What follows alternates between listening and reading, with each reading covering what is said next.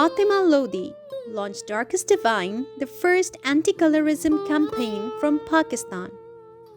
Falling victim to her own skin color, facing discrimination because of complexion, she has now emerged as the champion of diversity, actively campaigning against colorism and perfect body image.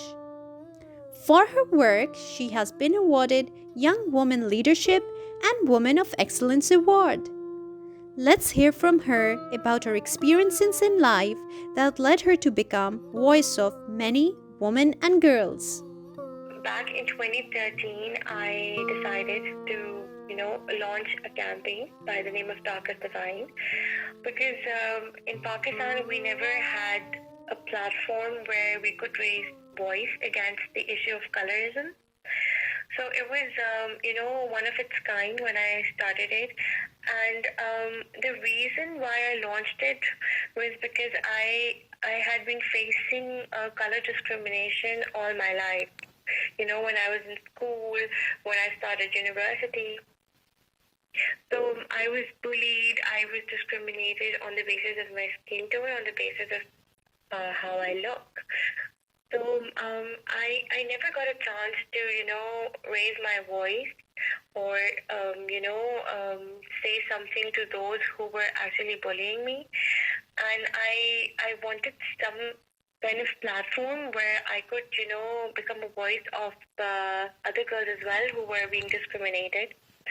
But I remember when I used to go to people and tell them about this issue of colorism, color discrimination, they would just, give me a shut up call saying that there's no such thing as color discrimination in Pakistan.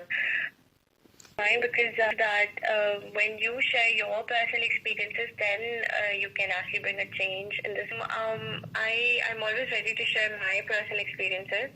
I remember when I was in school, I was very small at that time. Usually kids, they don't remember such things, but I do remember it, that when we used to go for our, arts class, and we used to do coloring, the teacher used to tell us that you have to draw yourself, and we used to draw ourselves, and then the color she used to give us to color the face or the skin, of that particular drawing used to be peach. And that particular, crayon, the color never matched with my skin tone. When I used to ask her that I want to use a darker shade, she used to say, no, this is basically the skin color crayon that is supposed to be used when you are drawing yourself or you're drawing someone. So that used to hit me, that why is that so? Probably, is there something wrong with my skin tone? But when I started, when I grew up, when I was in school, I remember the girls used to bully me, calling me, blackie, ugly duckling, because I was, a bit darker compared to what they were. Their skin tones were, lighter. And I remember, I know it's not a funny incident, but, when now I think about these things, I actually, laugh at these things, at how stupid we used to be, like, discriminating somebody on their skin tone or making fun of a person on the basis of how she looks. And this actually comes from, your parents, because when you are taught that you have to, discuss someone's skin tone, how somebody looks, that's when the kids, they learn these things from their parents. And that's what they do. They replicate in schools or elsewhere. So I used to face such things. They would sing songs. I remember when I was in university, there was a group of, students. When I used to pass by, they would sing songs, those Indian songs that are based on fairness, and also they would say, oh, come on, let's paint her white. So these are the things they used to do and say, just to, mock at me, just to make me feel bad, and just to see how I'm going to respond. What is the acceptance level of Dark is Divine in Pakistan? And how has it grown with time? When I started it, to be very honest, I faced a lot of opposition. Nobody was ready to accept the fact that we needed something like Darkest Divine in Pakistan because, they said that you are trying to say that only dark skin is beautiful when you say darkest divine. So my response has always been that when I say darkest divine, it is in response to colorism. It's not to discriminate the lighter skin tone, but to let people know that when I say dark is divine, I want to attach a positive connotation towards dark, because dark has always had, a very negative connotation attached to it. Right. So so that's one of the reasons why I decided to name it Darkest Divine. And people would say, "Oh my God, look at her! She's trying to, gain sympathy from others by launching such campaign because she has gone through something. She wants people to, feel bad for her." But this wasn't the case. I've been always clear with the goals and everything. The reason I launched it was just to make sure that nobody goes through what I have been through. When exactly did you start the Darkest Divine campaign? It was back in 2013 on 29th of September. I launched it, and it was, first I started it online because, I was a student back then. I had no resources to start something on the ground. So I thought to have it on Facebook and other social media forums. So yeah, that is when I started it, and I started raising my voice. I had this online blog talk radio that I used to do to bring a change, to get my message across. What is the outreach of Darkest Divine and how has it grown? If I talk about the acceptance level, now I see a lot of people talking about this issue, colorism. Because I was a freshman who talked about this issue in Pakistan, and I remember approaching people and nobody was taking it seriously. But now when I see that things like Black Lives Matter and such campaigns and such things happen, now people are actually talking about it. Oh yes, we needed something like Darkest Divine in Pakistan. Now we have a presence in almost 28 countries. And we have been collaborating with a lot of different international platforms to, get our message across and to bring a change. Because the change we need is of changing the mindsets of people, because that's what we need. Um, because it's such a deep rooted issue, colorism, that I believe that a generation long effort needs to be put in to bring a change when it comes to changing the mindset of the people. You're absolutely right. So, Asians have an obsession with lighter white skin tone, and considering it attractive is often a cultural norm. Do you see a change coming in this mentality, and how important is it to embrace and feel confident about yourself?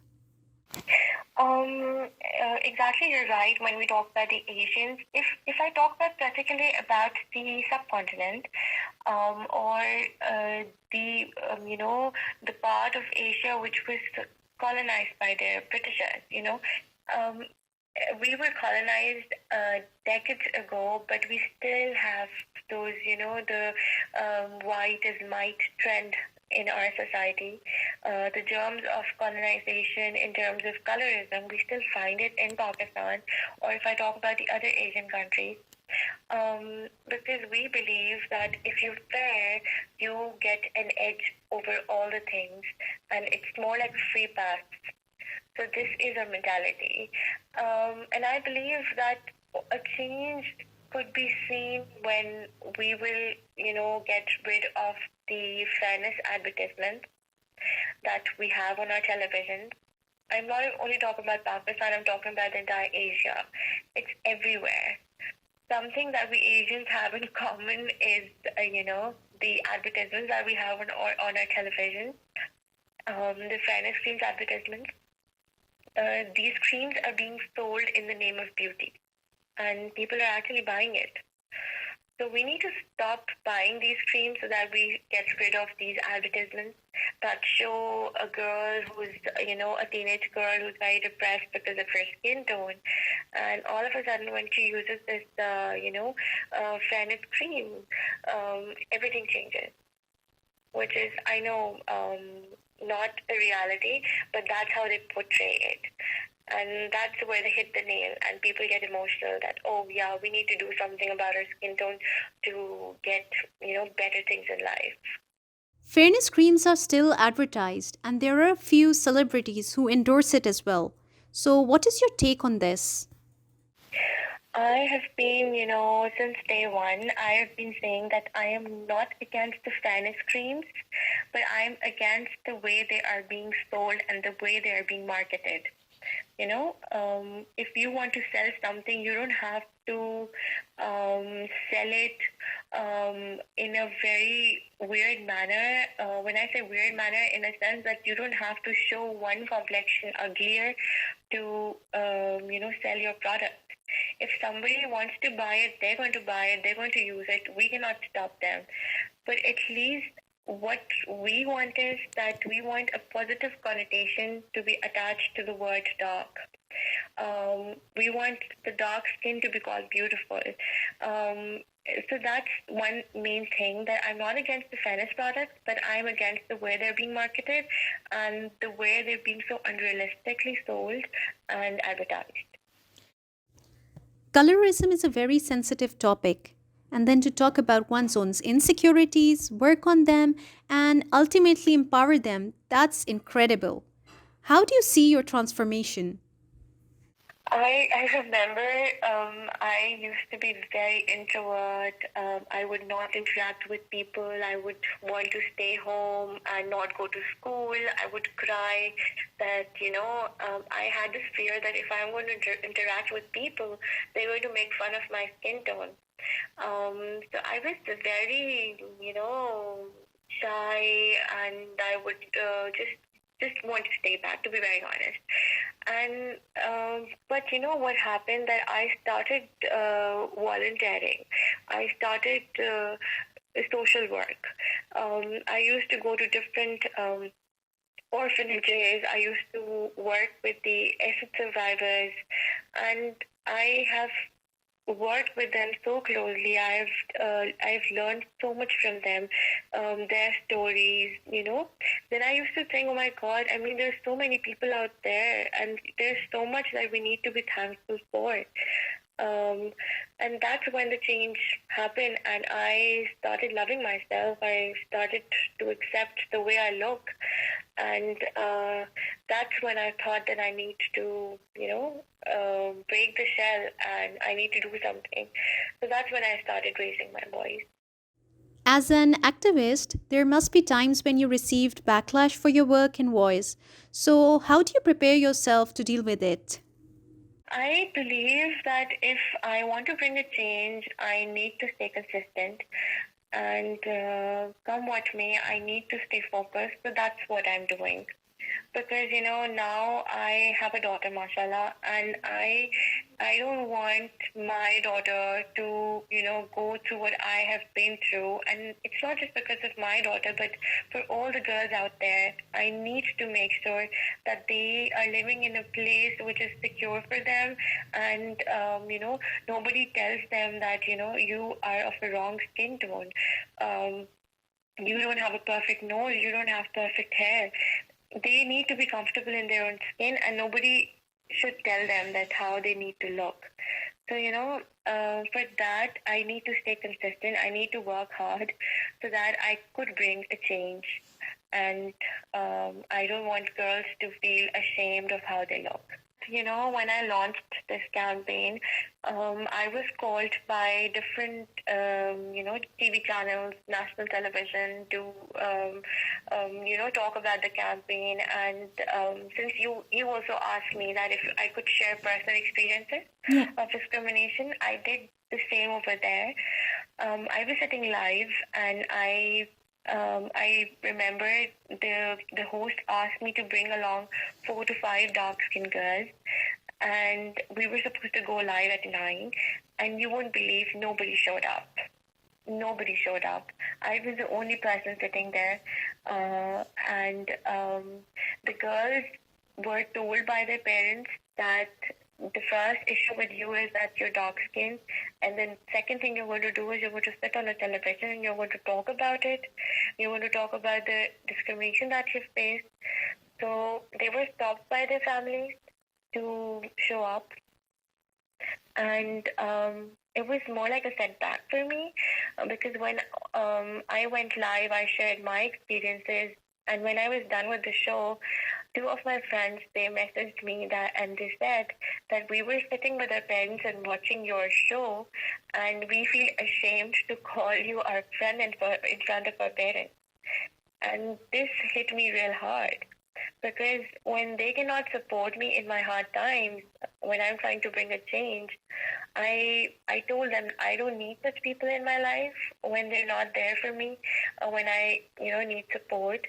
And that's when I decided that let people say whatever they want to say. I know I want to bring a positive change in the society, and I'm going to work hard for that.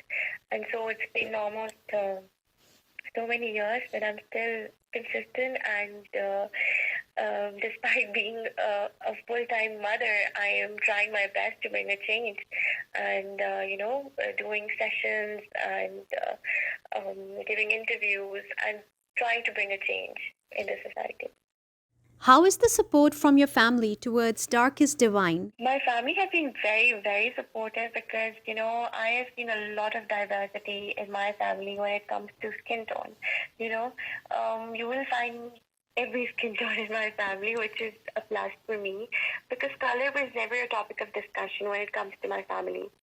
And my mother, my father, my siblings have been very, very supportive. The entire family, the relatives even, they still support me, and they actually applaud me for my work.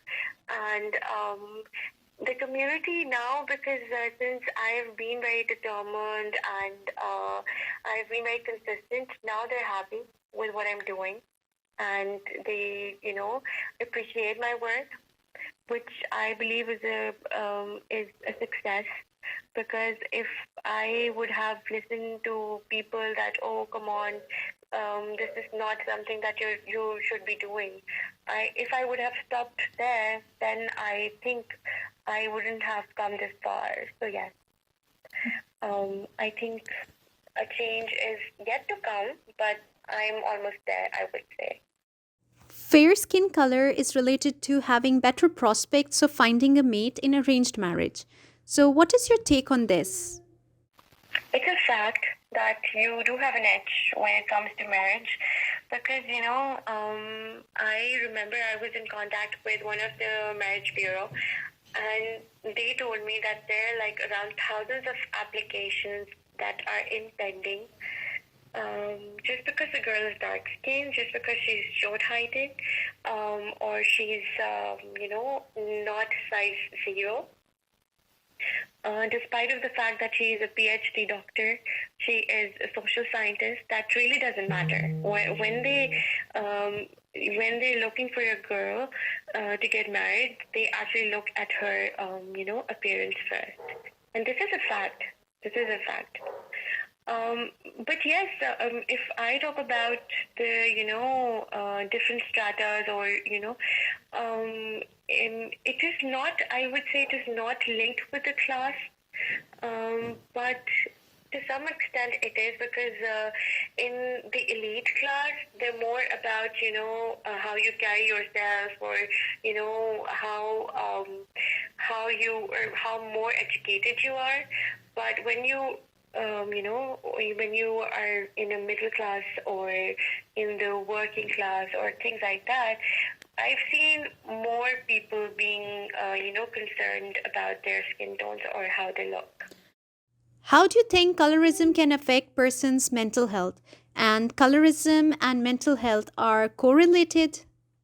Colorism can actually destroy your mental health, because your self-esteem. I would say it's linked with your mental health, right? If your self-esteem is crushed, because your self-esteem is just like a piece of paper, right? If you crush a paper, you would see a lot of wrinkles on it. The same is the case with the self-esteem. Once it's crushed, you cannot, get it back in the same way it was. So, this the kind of jokes that people crack when it comes to one's appearance, it does impact your mental health, because there's this peer pressure that you need to look a certain way. There's this pressure that, oh, I need to, if I talk about the jobs that place you in the public eye, then you have this pressure that, oh, I need to look appealing. And when I say appealing, or if this the definition of appealing is actually when you're size 0, or when you look perfect, you've got fair skin. So yeah, that's the pressure that you have when you're applying for such jobs, be it air hostess or a receptionist, or it could be somewhere, any kind of job that is placing you in the public eye. So you do have this pressure. And for girls especially, who are almost in the age when they're going to get married, they have this pressure. So it does affect your mental health. It does. Let's not respond to colorism by bleaching our skins and by taking part in the fairness marathon. Let's learn to win the marathon by staying dark is a very powerful message of yours. Can you elaborate on this more and give message to women and girls to feel confident and embrace themselves? For sure. Yes, it is a powerful message because it has come straight from my heart. I remember when I used to go for haircuts, and if I would accompany my mother to the salons for a haircut or something like that, they would actually ask me to get my skin bleached. The ladies over there, they would ask me to get my skin bleached, and I never, never got it done. And I feel proud that I never fell into the trap and got my skin bleached, because I don't know what kind of impact it would have had on my skin, but it would have destroyed me mentally as well. Because if I try to change my skin tone, I would be fighting nature, and I don't want to do that. I was born this way. Everybody's, when you are giving birth to a baby, you're not sure what they're going to look like and what their skin tone is going to be like. So I think you should be thankful for what you look like, and you should make sure that nobody's telling you that you're supposed to look in a certain way. And that's what I did. When people used to bully me, now what I do is I stop them right there and then. I tell them that they have no right to tell me or tell someone else that how they're supposed to look, or to make fun of others on the basis of how they look. So the message is that please, you have to feel comfortable in your own skin and feel beautiful the way you are. The day you're going to accept yourself, the day you're going to love yourself, is when people will start loving you. That's the message I would say, and that's basically what I meant when I said that you need to stay dark and not bleach your skin. Embrace the diversity around, celebrate it, because dark is divine. Thank you, Fatima Lodhi, the champion of diversity.